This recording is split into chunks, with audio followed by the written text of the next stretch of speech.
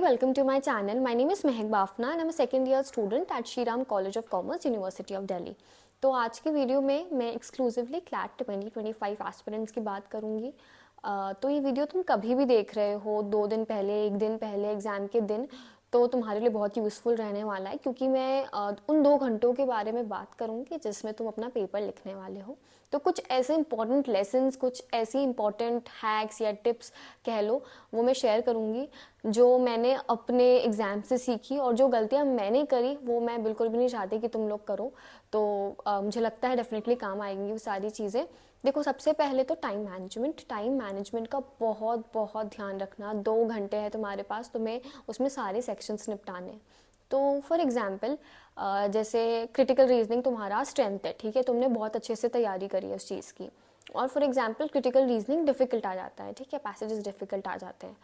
तो अब क्या करोगे तुम थोड़ा पैनिक कर जाओगे। तुम्हें लगेगा अरे यार, ये तो मेरी स्ट्रेंथ थी, इसी इसी के बेसिस पे तुम्हें एग्जाम निकालने वाली थी और वही ऐसा डिफिकल्ट आ गया, तो तुम पैनिक कर जाओगे, और जो चीज़ें तुम्हें बाकी सारे सेक्शंस में आती भी होंगी वो भी तुमसे बिगड़ जाएंगी। देखो, क्रिटिकल रीजनिंग है फॉर एग्जांपल, कोई भी इस तरीके से एक सेक्शन जो है डिफिकल्ट आ जाता है तो बाकी के सारे सेक्शन जो है वो बहुत ईजी आएंगे। तो ये सोचो कि अगर एक सेक्शन जो है वो डिफिकल्ट आया है तो बाकी सारे सेक्शन जो है वो ईजी आए हैं, वो हो जाएंगे। उसमें बिल्कुल डरना नहीं है, या अपने आप को अनफॉर्चुनेट या अपनी किस्मत को बिल्कुल भी वो ब्लेम नहीं करना है कि यार मेरे साथ ऐसे क्यों हुआ, मतलब थोड़ा अच्छा हो जाता मेरा, ये तो एटलीस्ट थोड़ा सा सही सा आना था और ऐसा नहीं हो पाया। तो ये सारी चीज़ें नहीं, एग्जाम टाइम में, एग्जाम देते वक्त बिल्कुल भी नहीं सोचनी है। तुम्हें बस क्वेश्चंस करने हैं, क्वेश्चन का आंसर निकालना है। अब ये मत जज करो कि वो डिफिकल्ट है, वो इजी है, वो मॉडरेट है, अब क्या होगा, मेरी स्ट्रेंथ नहीं है, मेरी वीकनेस है। तो ये सारी चीज़ें बाद में सोच लेना। एग्जाम के टाइम में बस क्वेश्चन आया है, उसे आंसर देना है, ठीक है। तो इस चीज़ का बहुत ध्यान रखोगे, और सबसे इम्पोर्टेंटली अपनी प्रेपरेशन पे कॉन्फिडेंस रखना है, ठीक है। तुमने कितनी भी मेहनत करी हो, मैं तो कहती हूँ सिर्फ 10 दिन पढ़ाई करी हो, पर अगर 10 दिन भी अच्छे से करी है ना तो बहुत है। तो ऐसा कुछ भी नहीं है कि इस इंसान ने ज़्यादा मेहनत करी और मैंने कम मेहनत करी है। तुम्हें एग्जाम सेंटर के दिन ऐसे लोग मिलेंगे जो बोलेंगे मैंने तो ये कोचिंग में तो 2-2 कोचिंग करी थी, मैंने तो ये भी किया था, वो भी किया था, और तुम्हें लगेगा अरे यार, इसके सामने तो मैंने कुछ किया ही नहीं है। तुम्हें क्या पता कि वो इंसान पेपर बिगाड़ के आ जाए। तुम ये सोचो कि जो जितना ज़्यादा बोलता है ना उसने उतनी कम तैयारी करी होती है, ठीक है। बस यही सोच के अपने आप को थोड़ा सा काम करो, और अपनी तैयारी पर, अपनी प्रेपरेशन पे, अपने काम पे फोकस करो। एग्जाम सेंटर के दिन मेरा तो ये सजेशन है, किसी से बात ही मत करो यार, अपने मम्मी पापा से बात करो, भगवान का नाम लो, चुपचाप जाके पेपर दे के आ जाओ, ठीक है। तो ये इस पूरे विशेष साइकिल में जो ये होता है ना, बाकी लोग क्या कर रहे हैं और बाकी लोगों का कैसे होगा, ये सारी चीज़ों में फंसना ही नहीं है, ठीक है। ये बहुत ज़्यादा इंपॉर्टेंट है। और मैं ये सजेस्ट करूँगी कि एग्ज़ाम देने से पहले थोड़ा सा मेडिटेशन अगर प्रैक्टिस कर सकते हो, मंदिर जा सकते हो, या जो भी जिस भी चीज़ से तुम्हें सुकून मिलता हो, तुम्हें लगता हो कि हाँ मैं इस चीज़ में पीस फील करती हूँ, तो वो चीज़ ज़रूर करके जाना, अपने आप को एकदम शांत कर लेना। सुबह सुबह रिवीजन करने की कोई खास ज़रूरत नहीं है। देखो, अगर तुम ऐसे इंसान हो जो 5 मिनट पहले तक भी रिवीजन करते हैं तो करो, ठीक है। पर अगर तुम मेरे जैसे हो कि मैं तो मतलब एक दिन पहले 6 बजे छोड़ देती थी सारी चीज़ें, तो उस टाइप के हो, तो बाकी बाकी लोगों की देखा देखी नहीं करनी है कि ये तो इतना पढ़ रहा है, इसने तो पूरी रात पढ़ी, मैं भी ऐसा कर लूँ। नहीं, एग्जाम के टाइम ऐसा बिल्कुल मत करना। जैसा तुम्हारा नेचुरल स्टडिंग पैटर्न है, जैसा तुम्हारा नेचुरली तुम जैसे चीज़ों पे रिएक्ट करते हो, उसी को चलने दो, क्योंकि अभी तक वही काम आया है, आगे भी वही काम आएगा, ठीक है। तो इस सारी चीज़ों का ध्यान रखना कि अपनी प्रेपरेशन पे, अपनी स्ट्रैटेजीज पर, अपने तरीकों पर, अपने आप पे भरोसा रखो यार, सारी चीज़ें वैसे ही हो जाएंगी। जब तुम खुद को इंपॉर्टेंट नहीं फील कराओगे, जब तुम्हें खुद पे ही, खुद की प्रेपरेशन पे भरोसा नहीं होगा, तो और किसी को क्या होगा यार। तो इस सारी चीज़ों का ध्यान रखना। मम्मी पापा के प्रेशर में नहीं आना है, पेरेंट्स के प्रेशर में नहीं आना है, रिलेटिव्स के प्रेशर में नहीं आ रहा है, क्योंकि अगर तुम क्लियर करते हो तो सिर्फ तुम्हें जो है वो फायदा होने वाला है, और अगर तुम नहीं कर पाते हो तो भी तुम्हें ही लॉस होने वाला है। बाकी सब बोलने वाले लोग हैं, 1 दिन बोलेंगे, 2 दिन बोलेंगे, 3 दिन बोलेंगे, उसके बाद अपने आप चुप हो जाएंगे, ठीक है। तो ये सारी जो होता है ना, इन सारी चीज़ों के बारे में तो सोचो ही मत अभी, ठीक है। अपने ऊपर फोकस करो, थोड़ा सेल्फिश हो जाओ, बाकी सब जाए भाड़ में। तुम्हें अपनी प्रेपरेशन पर, अपने बेटरमेंट पर ही फोकस करना है। तुम्हारा गोल, तुम्हारा लक्ष्य एकदम जो होता है ना क्लियर कट, तुम्हें दिखाई दे रहा होना चाहिए, ठीक है। तो उसका ध्यान रखना। और हैप्पी रहो, चिल रहो। इससे हैप्पी और चिल रहने से ये होगा कि जो तुम्हारे नहीं भी तुम्हें क्वेश्चंस आ रहे होंगे ना, वो भी तुमसे हो जाएंगे। और स्ट्रेस रहने से ये होगा कि तुम्हें जो आ भी रहा होगा ना, वो भी तुम गलत करके आओगे, कंफ्यूज होते रहोगे, दो दो ऑप्शंस में डाउट करोगे हर चीज़ पर। ठीक है, तो ये बात का ध्यान रखना। और ये भी अपने दिमाग से निकाल लो कि मैंने अगर पढ़ाई ज़्यादा करी है तो मार्क्स ज़्यादा आएंगे, और पढ़ाई कम करी है तो मार्क्स कम आएंगे। बहुत लोग ऐसा सोचते हैं, बहुत पढ़ाई करने के बाद भी ऐसा सोचते हैं कि हमने पढ़ाई कम करी है। तो ये मत ऐसे क्वांटिफाई मत करो कि हमने कितना पढ़ा है कितना नहीं पढ़ा है। अब जितना पढ़ना था ना उतना पढ़ लिया है, तो वो सारी चीज़ें तो अपने दिमाग से निकाल दो। एग्ज़ाम में एकदम अच्छे से खुश रह के पेपर देना। और एक चीज़ और मैं बता दूं कि कैसे पेपर अटेम्प्ट करोगे, कैसा सेक्शन होना चाहिए, मतलब सेक्शन वाइज कैसे, पहले कौन सा बाद में कौन सा।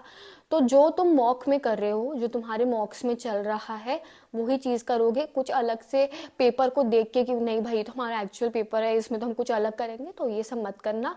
जो मॉक्स में कर रहे हो वो ही जाके चुपचाप करके आ जाओ। ठीक है, सोचो कि एक मॉक ही है ये, बाकी और कुछ भी नहीं है। ठीक है, तो इस बात का जो है खास तौर से ध्यान रखना है।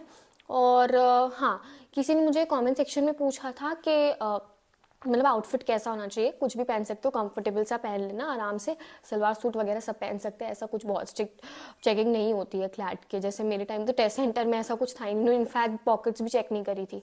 पर ये मैं नहीं कहूँगी कुछ गलत काम तो मत ही करना, क्योंकि तुम्हारी किस्मत खराब होगी, कुछ चेक हो जाए तो प्रॉब्लम आ जाएगी। ट्रांसपेरेंट जो है वाटर बॉटल लेके जाना, ट्रांसपेरेंट पाउच लेके जाना। ठीक है, और कुछ भी ऑब्जेक्शनेबल चीज़ें कैरी नहीं करोगे तो आराम से हो जाएगा। इतना टेंशन मत लो कि उसमें तुम्हें आने नहीं देंगे और वैसा सब। एडमिट कार्ड जो है वो डेफिनेटली लेके जाना। स्मार्ट वॉच मत पहनना है, एनालॉग वॉच पहन के जाना। बहुत सारे क्लैट के सेंटर्स ऐसे होते हैं जिसमें घड़ी नहीं होती है, और तुम्हें बार बार वो इन्विजिलेटर पे डिपेंडेंट रहना पड़ता है टाइम बताने के लिए। और कुछ जो थोड़े से अजीब से टाइप के होते हैं वो बताते भी नहीं है, बहुत नाटक करते हैं। तो अपनी खुद की एनालॉग वॉच पहन के जाओ। ठीक है, किसी भी चीज़ पे डिपेंडेंट नहीं रहना है। और बहुत बार ऐसा भी होता है कि टेस्ट सेंटर्स पे जो इन्विजिलेटर्स है इतने खराब से आते हैं, बातें करते रहेंगे, दो दो तीन तीन होते हैं साथ में, बैठ जाते हैं चेयर लगा के, समोसे खाते रहते हैं, चाय पीते रहते हैं और फालतू की गॉसिप करते रहते हैं। ठीक है, अगर ऐसा हो तो उन्हें मुंह पे जाके बोल देना कि सर, मतलब ऐसे नहीं कि चिल्ला के मत बोलना, थोड़ा कामली बोल देना कि सर हमें डिस्टर्बेंस हो रहा है तो थोड़ा देख लो आप, ऐसे करके कुछ बोल देना। और फिर भी वो नहीं रुक रहे तो एक्सेप्ट कर लो। सोचो कि कोई गाना बज रहा है, पीछे बजने दो। ठीक है, सोचो तुम्हारा होता है ना कोई स्ट्रगल है, और तुम्हें अगर तुमने ये अच्छे से इनको इग्नोर करके अच्छे से अपना पेपर दे दिया तो सब कुछ तुम कर लोगे। ठीक है, तो कई बार इग्नोर करने के लिए जो स्ट्रेंथ है वो खुद के अंदर से लानी पड़ती है। तुम ये सोचो कि तुम्हारा क्लैट का पेपर बहुत ज़्यादा इंपॉर्टेंट है इनकी गॉसिप से। ठीक है, और इनकी गॉसिप को तुम्हें, मतलब जो मुझे पता है बहुत आवाज़ करते हैं तो डिस्टर्बेंस होता है, क्योंकि रीडिंग होती है तो डिस्टर्बेंस तो होगा, पर तुम एक्सेप्ट कर लो और सोचो कि यार छोड़ो, करना है जो करे, मैं तो अपना पेपर लिखूँ। ठीक है, क्योंकि कुछ जो होता है ना ओल्ड से भी होते हैं इन्विजिलेटर्स, तो वो कई बार नहीं सुनते अगर तुम उन्हें बोलो कि चुप हो जाए, क्योंकि वो उनकी आदत है, वो बोलते ही रहेंगे। ठीक है, वो धीरे धीरे बात करेंगे पर बोलेंगे। तो तुम्हें अपने आप को इतना मजबूत बना लो कि कोई डीजे भी चल रहा है तो भी तुम रीड कर रहे हो। ठीक है, उस चीज़ का ध्यान रखना। और ये भी है कि ओएमआर जब फिल करो तो ढंग से फिल करना प्लीज़, गलत ऊपर नीचे मत कर देना, पूरा खराब करके आ जाओगे। तो बहुत ध्यान से पूरा, जैसे क्वेश्चन नंबर 11 है तो 11 के आगे ऐसे ऐसे करके फिर उसको सर्कल करना। ठीक है, बिल्कुल भी उसमें गलती मत करना, नाम पर्सनल डिटेल सब अच्छे से भरना। वो जो 2 घंटे होते हैं उसके अंदर ये सारी चीज़ें इंक्लूसिव होती है।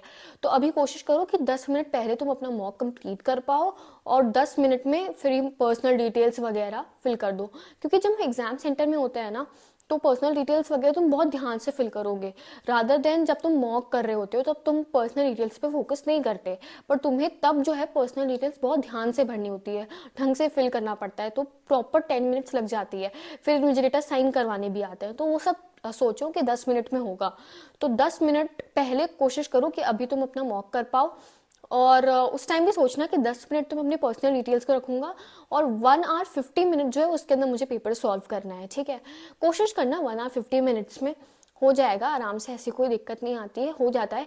अपने आप को उस तरीके से तैयार करोगे ना, ट्रेन करोगे तो हो जाएगा। ऐसी कोई भी प्रॉब्लम नहीं है। और मैं बता दूं कि मॉक्स कुछ बहुत डिफिकल्ट होते हैं, कुछ बहुत इजी होते हैं, पर क्लैट यूजुअली मॉडरेट रहता है। और इनफैक्ट अगर मैं ये भी कहूँ कि अगर बहुत डिफिकल्ट आ जाएगा तो कट ऑफ अपने आप कम जाएगा यार, तुम्हें टेंशन लेने की ज़रूरत नहीं है। और कट ऑफ बहुत ज़्यादा जाएगा अगर ईजी आ गया तो तुम्हारे लिए सब कुछ बैलेंस आउट हो ही जाएगा इन द एंड।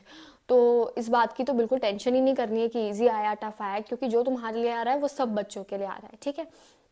और ये भी होता है कई बार कि जब हम टेस्ट सेंटर पे जाते हैं तो हम देखते हैं कि बहुत हमसे बड़े लोग हैं जो जिन्होंने ड्रॉप ले लेकर के ये पेपर कर रहे हैं, तो उन लोगों से भी नहीं डरना है, बहुत सारी भीड़ देख के भी नहीं डरना है, ठीक है। तुम बोर्ड्स दे के आए हो तो बोर्ड्स में तो तुम देख चुके हो ना, तो बस ऐसे सोचना कि मुझे तो मेरा देना है, मुझे क्या फ़र्क पड़ता है, मुझे तो मेरी एक सीट चाहिए, मुझे कोई फ़र्क नहीं पड़ता क्या रेशियो है, कितने लोगों को टॉप मिलेगा, कितनों को नहीं मिल पाएगा, तो ये सारी चीज़ें हमें नहीं सोचनी है। तुम्हें बस एक सीट चाहिए, ठीक है, जो भी तुम्हारा ड्रीम एनएलयू है उसकी, और वो तुम्हें आराम से मिल जाएगी। बस इतना खुद पे भरोसा रखो, ठीक है।